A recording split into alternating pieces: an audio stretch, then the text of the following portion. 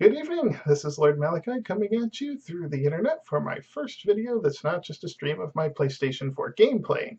What I wanted to do today was to take some time to talk about what's happening in the world of Star versus the Forces of Evil. I have mentioned on my YouTube channel I intended to start doing some videos about animation, and well, you're now watching the first one of those.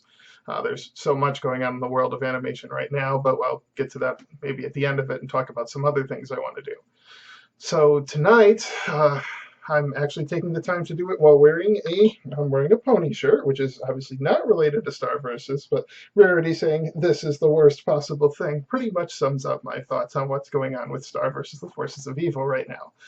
Season one of that show is phenomenal. The characters in it are so well designed. They're just so much fun to watch. It's fun to watch Star and Marco just kind of bounce off of each other with their different ways of doing things. You know, Marco being all fastidious and focused and just wanting to be all organized, and Star just basically being this loose cannon, like chaos incarnate, that just does whatever seems right to her. If it feels good, she does it, and she doesn't think about the consequences. That was all illustrated so well. And the background characters around them, everyone from Star's parents and Marco's parents to Miss Skolnick, that Star turns into the troll, to some of the other girls like Jackie Lynn Thomas or Jana, who's really a lot of fun and we need to see more of her, or even characters we don't really like Brittany, that is just kind of there for us to hate. They're just so much fun. Not to mention Alfonso and Ferguson, Marco's dorky friends that are just, they're a pleasure to watch. You never know what kind of trouble they're going to get into. I still like Alfonso being a very tyrannical pixie king. Season one ended on a great note where we weren't really sure what was going to happen next. So the Star defeats Toffee, she destroys her wand, she gets this weird new wand in the aftermath of it, and her parents don't know what to make of it, and we really don't know what's going to happen. So the field was just wide open for things that could be done with the series. We really anticipating season two for almost a year before it started. And now that we're through several episodes of it, and I have to say, disappointment is an understatement. Everything about the series just seems wrong so far. I'm just going to compartmentalize and set aside one particular episode, Ludo in the Wild, which actually I feel is the only thing that season two has done right so far. Otherwise, it's basically a mess. My New Wand, the season premiere, which aired about 2 weeks ago at the time I'm recording this, that episode was just horrific to me. I know a lot of people like it. I think they're maybe just happy to see the show back again and on the air, but it just did so many things wrong.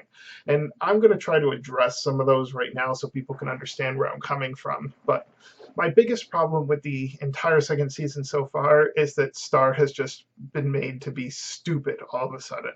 Now, don't get me wrong, Star was never this really bright, intelligent girl who just solved all of her problems with logic. She's very much a brute force kind of girl. She whips out her wand and goes to town on anything that stands in her way. And that's fine. That's her character. That's not really a problem. The issue we have with My New Wand, or the issue I have with My New Wand, is that Star doesn't think anything through, even using her own warped forms of logic. I would say one of the episodes I come back to a lot in season one, a personal favorite of mine, and it's a very silly episode, but it's the Benagic incident. Now, in this episode, Star is just obsessing over this stupid little magic wand from Earth that makes banana pudding. Essentially, it's a silly throwaway thing that's, to her it seems like it's some kind of magical thing. It's Earth magic. She has to have it, and she just goes basically on a little rampage through town to get this thing. She has no problem with the destruction that she leaves in her wake, what her ignorance of Earth culture is causing behind her. She is focused on it. She has the eyes on the prize. She is going to get the Benagic wand, and she finds a way to get her hands on one. And she manages to solve all the problems she creates simply by giving people the fruits of the Benagic wand, banana pudding. It's a silly episode, but it just defines Star's character so well. Nothing is going to stand in her way. She doesn't care if she doesn't know how to get it. She's just going to muddle her way through to a solution. We don't see that Star in season two right now at all. she has to have solutions handed to her. She has to have people talk her through things.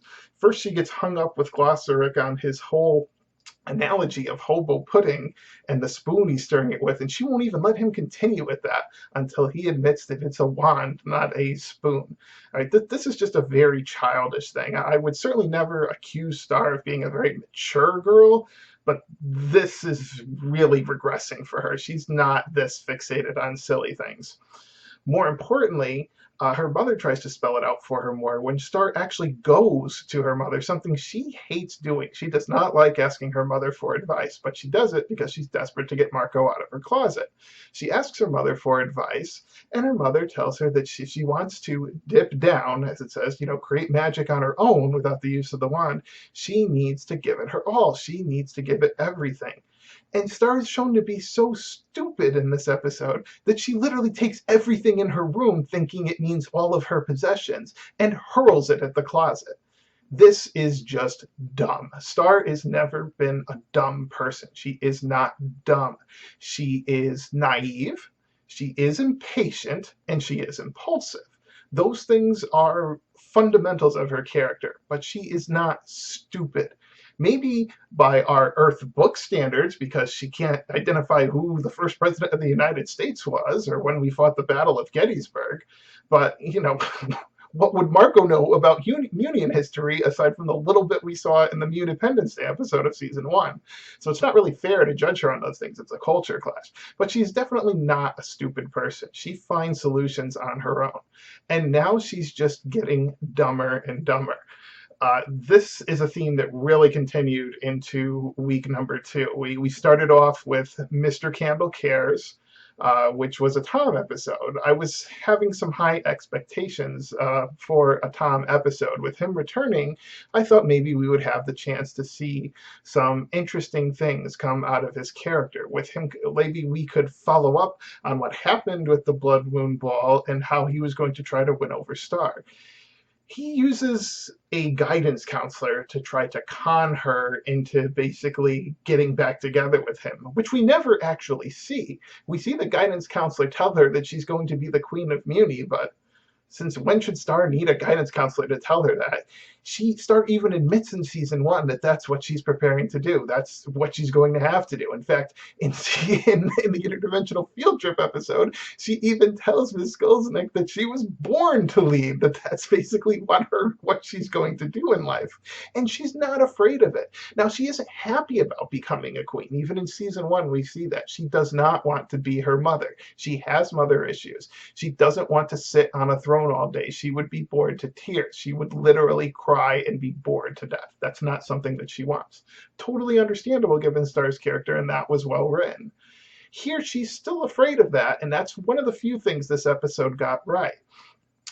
But it doesn't see Star evolve and find a way to truly deal with the problem. Instead, she just basically runs away from it in the entire episode.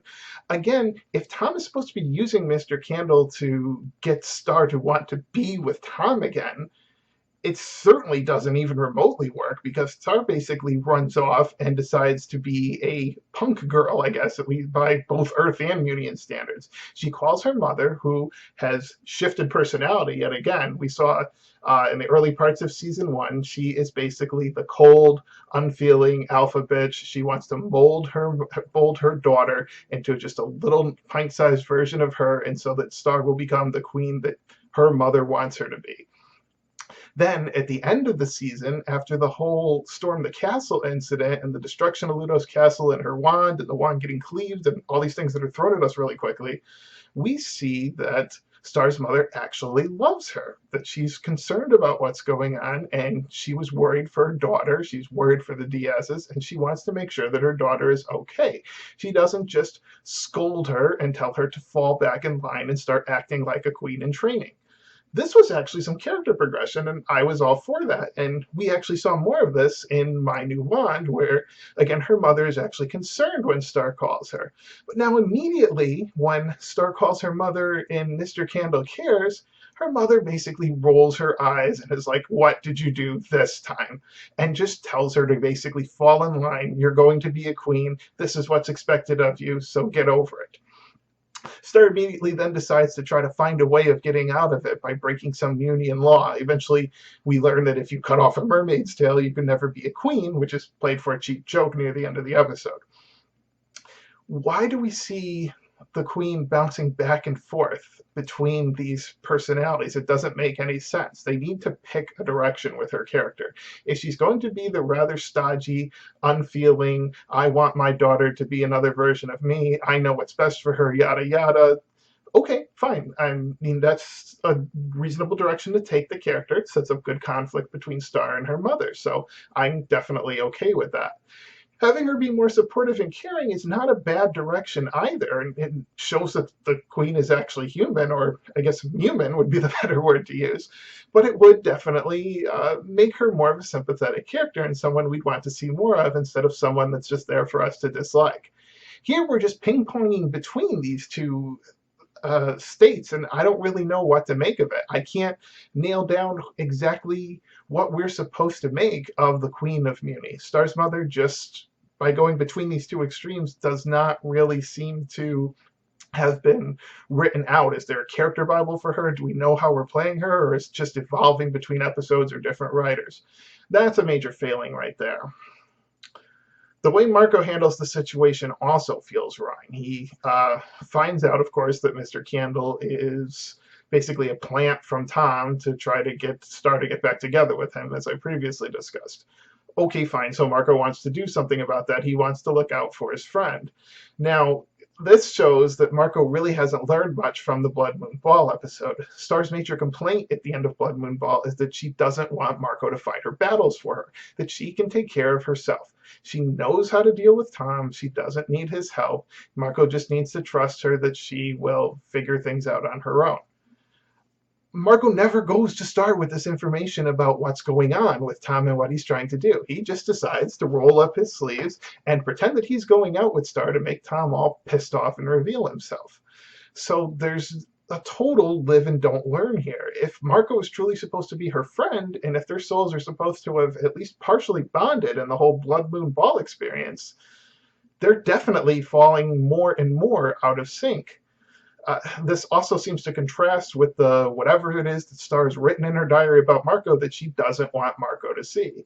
Now, Starco fans probably say that they want it, they want what she wrote down in there to be that she has some kind of crush on him or whatever. Maybe that is what she wrote, and that we find out that she wrote in there in My New One, but we don't know the details yet.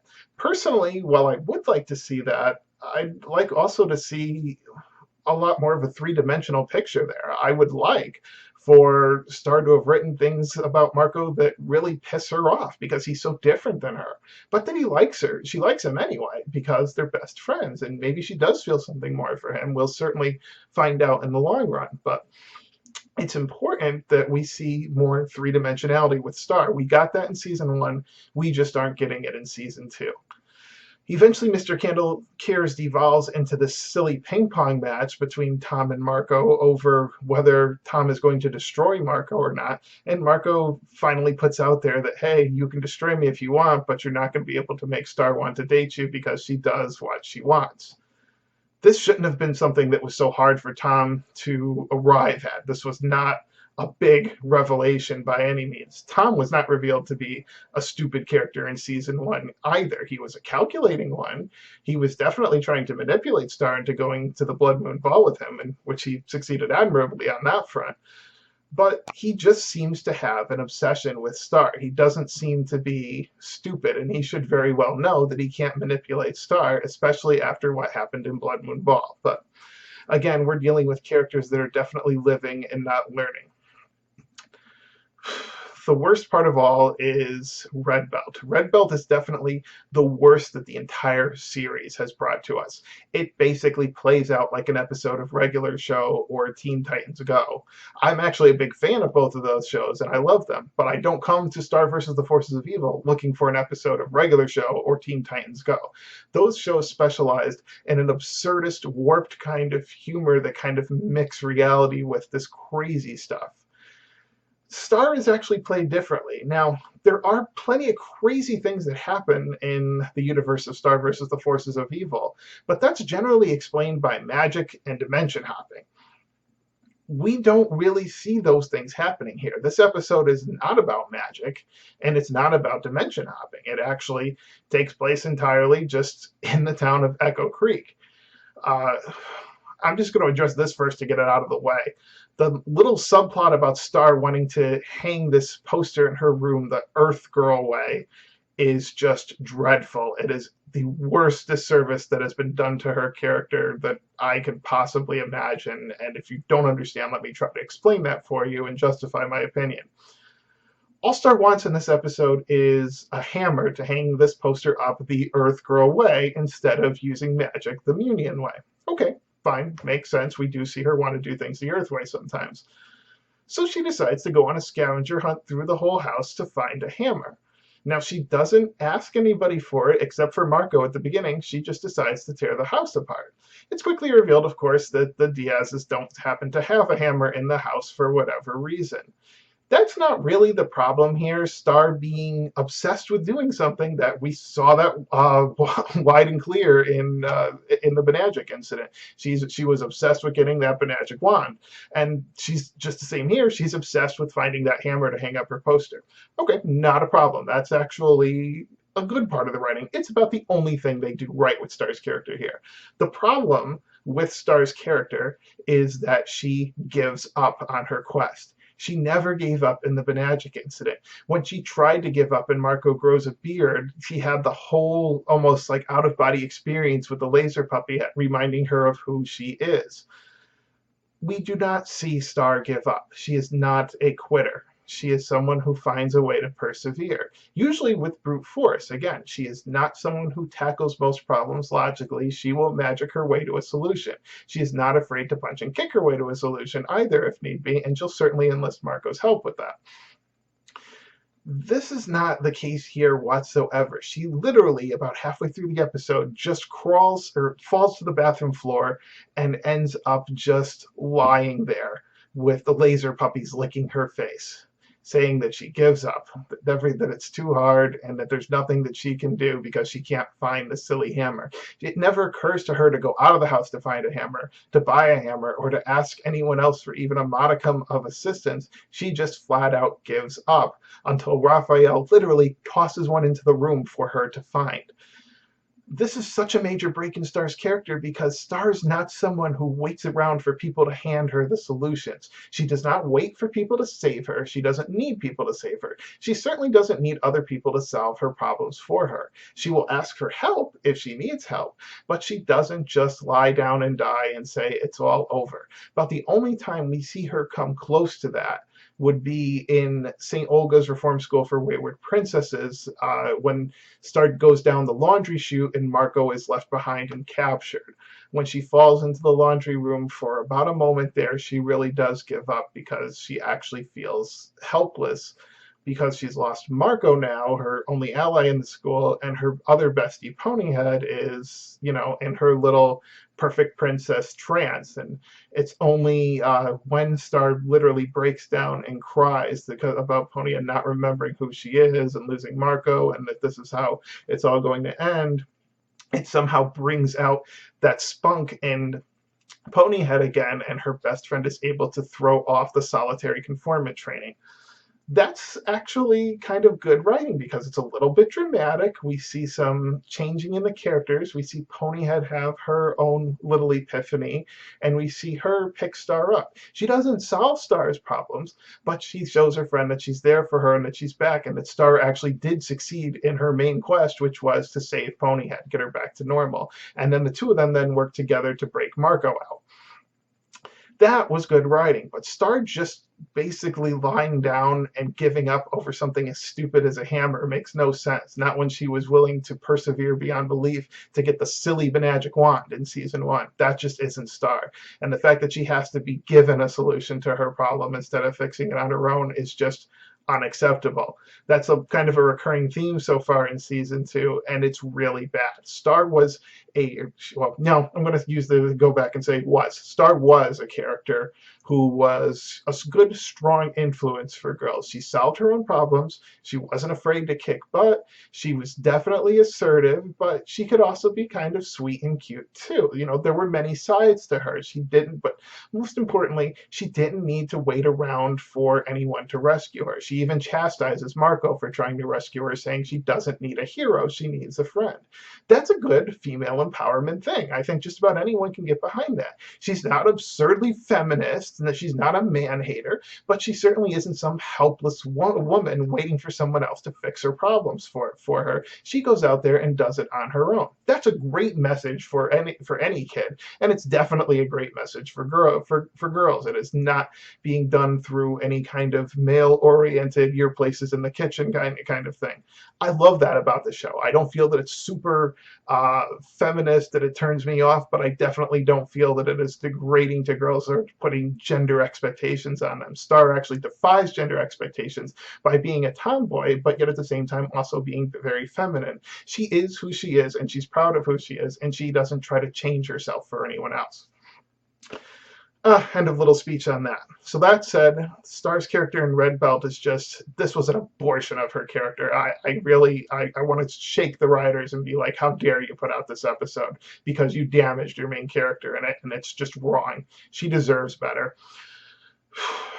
The rest of the episode, getting away from Star since it's mainly a Marco episode, it's garbage. It's hot garbage. I don't know how else to put it.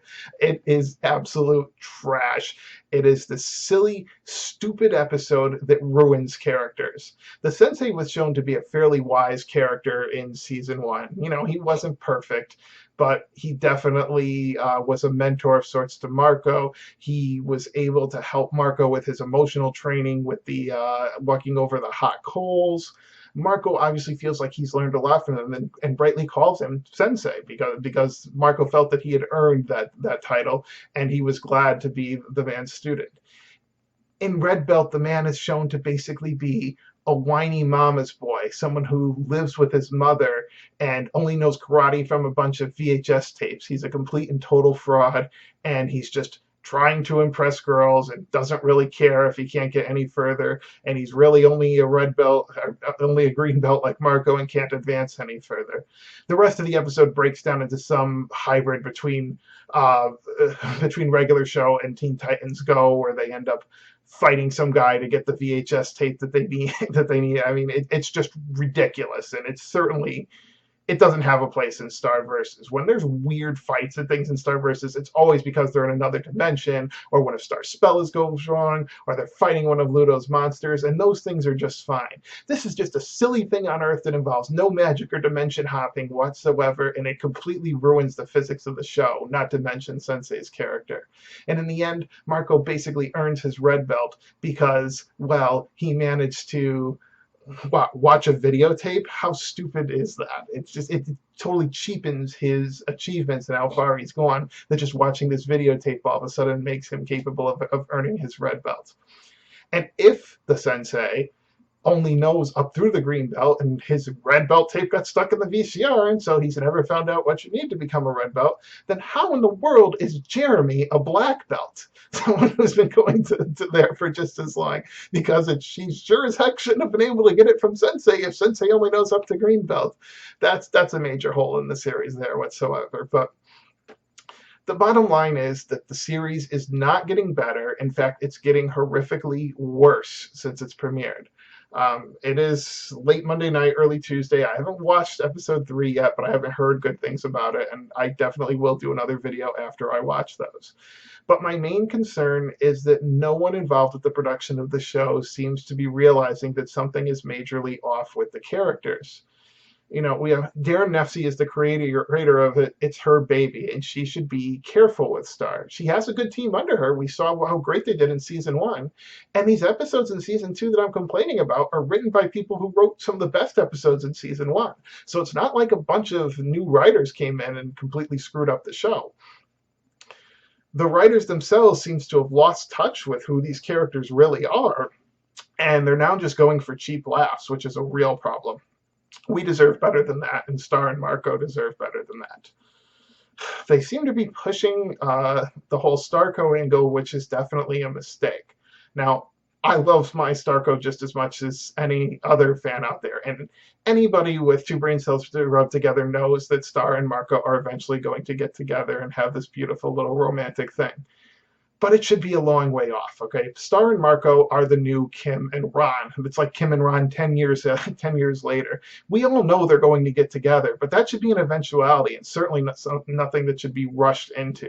The series needs to slowly arrive at that conclusion and make those characters realize that they belong together. And by pushing them together quicker and quicker with these little background things, I think is a really, really major mistake and denies them the opportunity to explore who they are as people separately. We know from season one that Marco has been pining for Jackie Lynn Thomas since preschool. I mean, they're in high school now, and in preschool he's still been obsessing for this girl all this time. He can't just decide he doesn't want to be with her anymore and decide to get with Star. That would be a really, really wrong thing to do. If anything, Marco needs to explore those feelings for Jackie first and maybe find out that she's not the one for him before even considering Star properly. And I really hope that they do go that way. It's a little early to say that those things aren't going to happen, but I don't like the way that they seem to be jumping on a Starco bandwagon all of a sudden, and we really need to put the brakes on that. The key words here are slow burn. Let it happen over a long period of time. We know the show's going through at least season 3 because it's been paid for that much, and possibly longer, especially if they get their act together and make the show better. So when they know exactly how long the show is going to be, maybe then would be the time to start thinking about that. But it really shouldn't happen until the final season of the show. Let these characters be themselves, and let's not turn it into some kind of a soap opera about Star and Marco. So, final thoughts after all is said and done, the series is headed in the wrong direction. It is not insalvageable. There are plenty of times to fix it, but we need to stop celebrating little cute things and silly humor and recognize that this show is changing for the worse, and this is not a good thing. There's still plenty of times to get off of this expressway that the show is on, but we need to stop passing the exits. There should be people in place that should be stopping this from happening. And the fact it's not happening at the top with Darren, it's not happening with the writers, and really, to be perfectly honest, the last line of defense should be the voice actors themselves. I'm going to cut Adam MacArthur a little slack here because while Marco's character is off this season, he's really not nearly as bad as Star is. Star's character is just getting trashed, in my personal opinion. She is really being ruined. And Eden should be stepping up. She should be the person who is saying, this is not Star, and I don't want to play her this way. This should change.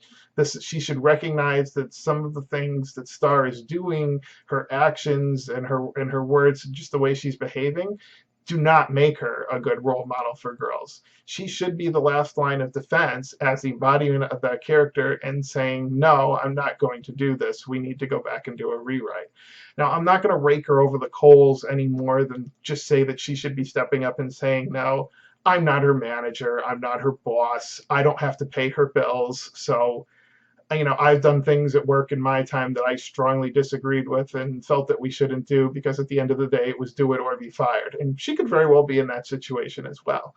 But as the voice of that character, truly, she should at least be speaking up in some capacity, and I hope that she is. I'm certainly not going to trash her. I'm sorry if my words sounded kind of harsh, but I really believe that she is the last line of defense and should be saying something. Beyond that, I'm not going to call her names or anything like that because that's just not fair. I don't work inside. I don't know what the situation is, and I don't want to lay all the blame at her feet. Not when we have such lousy, lazy writing going on, and it really belongs at the feet of the writers and the show overseers. That is my rant on season 2 of Starverse so far, and I will certainly be doing more, possibly even doing weekly or bi-weekly updates for those that are interested. I did mention at the beginning of this that there's a lot more I want to do in the animation world and talk about. I just got back a few hours ago from seeing The Killing Joke in theaters, which was a great experience, so I'd love to talk about that. Steven Universe is in its summer of Steven right now, and there's some great things. I could probably do another half-hour episode just on Mr. Greg that aired last Tuesday by itself. Of course, we've got new episodes of Loud House coming up, and I'm wearing a pony shirt, so you definitely could talk about some ponies since the rest of season 6, or the second half of season 6, is set to begin this weekend, if I'm not mistaken. I do have some Steven Universe shirts to wear when we do that. I don't have a Star Versus shirt, as I mentioned, but yeah, maybe someday I'll get around to it. Sadly, right now I'm unemployed, so I don't really have the money to spend on any other niceties. I guess that'll wrap it up for this, so feel free to comment, subscribe, tell me you hate my opinion, tell me that I should turn off my webcam and go back to playing video games or whatever. It's all good to me. Thanks for listening, everyone, and have yourself a nice evening.